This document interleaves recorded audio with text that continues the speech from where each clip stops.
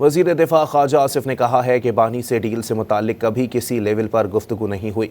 Deal की बातें करके ये अपनी दुकानें खुली रखना चाहते हैं। मुमकिन है सहूलतों के हवाले से अप्रोच किया गया हो, लेकिन इसका भी इल्म नहीं। ख्वाजा आसिफ ने दावा किया कि वज़ीर आला खैबर पख्तूनख्वा सोहेल आफरीदी की नौकरी ख़तरे में है। उन्होंने अपनी नौकरी पक्की करने के लिए रिहाई फोर्स बनाई।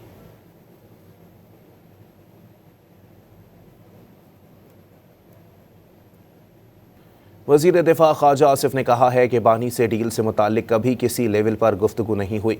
डील की बातें करके ये अपनी दुकानें खुली रखना चाहते हैं।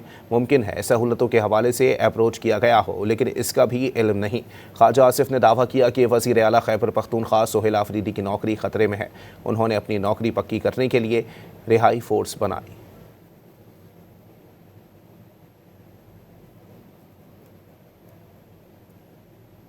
वज़ीर दिफा ख्वाजा आसिफ ने कहा है कि बानी से डील से मुताल्लिक कभी किसी लेवल पर गुफ्तगू नहीं हुई।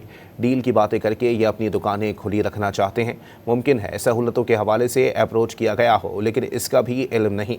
ख्वाजा आसिफ ने दावा किया कि वज़ीर आला खैबर पख्तूनख्वा सोहेल आफरीदी की नौकरी ख़तरे में है। उन्होंने अपनी नौकरी पक्की करने के लिए रिहाई फोर्स बनाई।